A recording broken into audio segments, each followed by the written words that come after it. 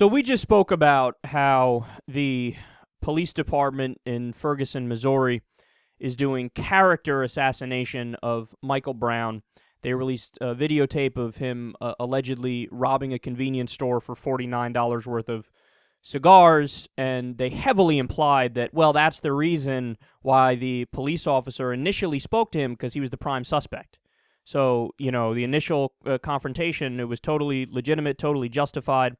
They heavily implied that, and then at the end of the press conference, after all, like, news stations and media outlets already wrote up articles saying, oh, wow, the initial contact was justified because he was a robbery suspect, right? At the end of the press conference, he said, quote, the initial contact between Darren Wilson, who's the officer who's now been named, and Mike Brown was not related to the alleged theft of cigars. And they admit it was actually just because he was walking in the street. So they're doing character assassination. They tried to make it seem like, hey, he's a bad guy anyway, so whatever, we killed him, look away. Pay no mind to it. But they're being totally misleading because the confrontation was over him walking in the street and the cop getting mouthy with him.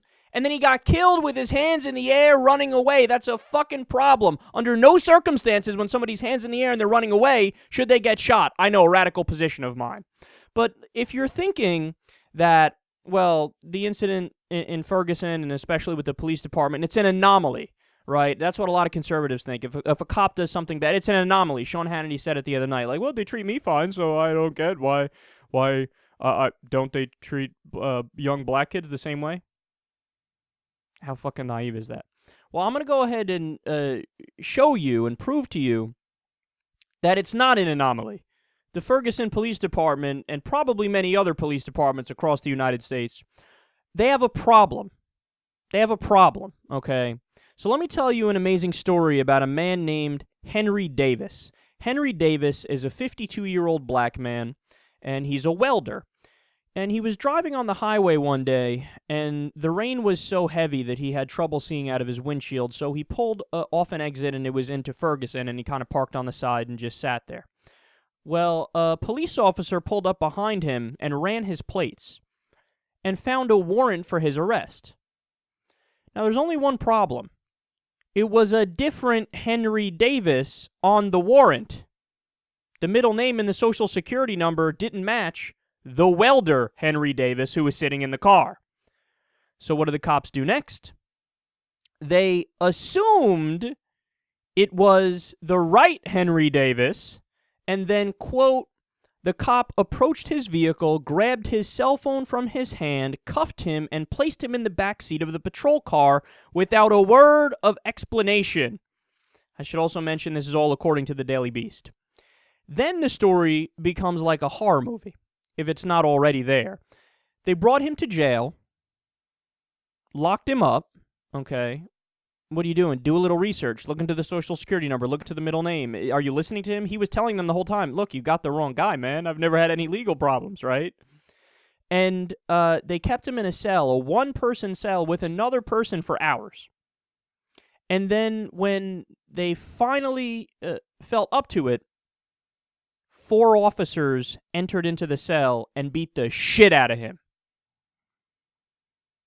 This is all Ferguson Police Department, the same police department that has the officer that shot an unarmed black kid with his hands in the air running away. Okay, I still haven't even gotten to the biggest point of the story.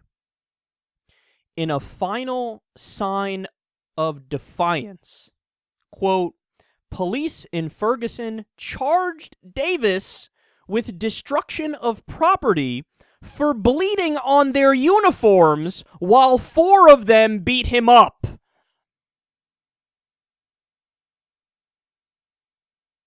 You seriously couldn't come up with a more overtly racist, overtly abuse of authority type situation if you were writing it for a movie. What is going on here, man? What is going on here? I mean, we did this story yesterday also about this 25-year-old black guy walking to the mall to meet his friends. There was a protest going on. He had to walk through the protest. A counter-protester, crazy guy screaming racist shit without a shirt, squares off with the black guy. He's like, whoa, what the fuck's happening? We're throwing down? What's happening? A mall cop shows up. What does he do? Doesn't talk to or figure out or get angry at the shirtless white guy screaming racist shit. Immediately pepper sprays the black guy. And now we hear this story, and we also have the Michael Browns of the world and the Trayvon Martins of the world, and the list goes on. I mean, we have a serious problem in the United States of America, okay? Multiple problems. We have a society that simply does not value certain people as much as they value other people, okay? And this isn't a broad indictment. It's not everybody, obviously, right?